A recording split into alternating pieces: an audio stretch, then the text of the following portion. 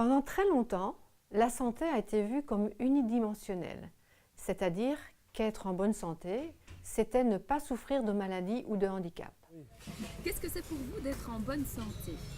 De l'avoir marre nulle part. Dans ce cas, la santé était simplement décrite comme étant l'inverse de la maladie. En 1946, l'Organisation mondiale de la santé, l'OMS, va modifier cette perception. D'une conception unidimensionnelle, la définition va devenir bidirectionnelle. La santé sera alors considérée comme un état complet de bien-être physique, mental et social, et pas simplement l'absence de maladie ou de handicap. Un pas de plus est franchi en 1984. L'OMS complète la définition en disant que la santé, c'est l'ensemble des ressources sociales, personnelles et physiques permettant à l'individu de réaliser ses aspirations et de satisfaire ses besoins.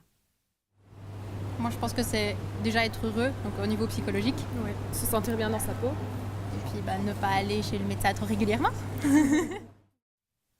Il ne s'agit plus seulement de prévenir et de traiter les maladies, mais également de profiter plus longtemps d'une vie de qualité.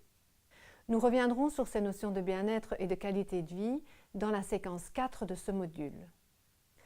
Pour mieux comprendre ce que signifie être en bonne santé, nous avons besoin des définitions de l'OMS, mais également de connaître 3 des grandes dimensions qui caractérisent la santé, à savoir qu'elle se situe le long d'un continuum, qu'elle se caractérise par une variabilité interpersonnelle et enfin qu'elle est multifactorielle. Prenons la première dimension. La santé et la maladie sont envisagées comme les 2 extrêmes d'un même continuum. Antonovsky a illustré ce point de vue par une ligne du temps allant de souffrir d'une maladie très sévère à un état de santé excellent. Sur ce continuum, il a identifié également un point neutre, une zone où la personne ne dispose ni de signes ni de symptômes qui peut lui faire penser qu'elle est malade, mais qui en même temps ne lui permet pas non plus d'affirmer qu'elle est en bonne santé. Ce point neutre est évidemment intéressant pour notre propos. En effet, si je suis une personne qui ne dispose pas de signes ou de symptômes d'une quelconque maladie, vais-je quand même me mobiliser pour adopter des comportements de santé? Suis-je alors moins désireuse de changer par rapport à quelqu'un qui dispose de signes? Le débat est ouvert. Parlons maintenant de la deuxième dimension de la santé, à savoir sa variabilité interpersonnelle. L'endroit où nous habitons, l'époque à laquelle nous vivons, la classe sociale à laquelle nous appartenons, ou simplement le genre, être un homme ou une femme, sont des caractéristiques susceptibles de produire de la variabilité entre les personnes. Face à sa santé, chaque personne a un parcours spécifique et les différents éléments de ce parcours vont influencer sa façon de gérer son comportement de santé. Au moment de palper leur sein, 2 femmes peuvent détecter une grosseur, mais une seule va prendre rendez-vous pour en parler à son médecin. Pour celle qui va prendre rendez-vous, le fait qu'elle habite à 3 km d'un hôpital peut avoir influencé sa prise de décision. En conséquence, dans cet exemple, la mise en place ou non du comportement de santé, c'est-à-dire accepter de faire un dépistage du cancer du sein, ne s'expliquera pas uniquement par la présence du signe médical. Être proche d'un hôpital facilite la démarche. La troisième dimension de la santé est son caractère multifactoriel. Tout d'abord, la santé est multifactorielle parce qu'il n'y a pas qu'une seule cause qui conduit à être en bonne ou en mauvaise santé. Par exemple, si je suis une personne qui souffre de maux de tête, il peut y avoir une cause génétique et en même temps une cause psychologique. Mon état de stress peut suffire à déclencher une crise.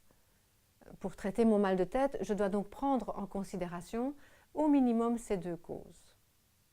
Ensuite, la santé est également considérée comme multifactorielle parce qu'il n'y a pas qu'une seule conséquence à être en bonne ou en mauvaise santé.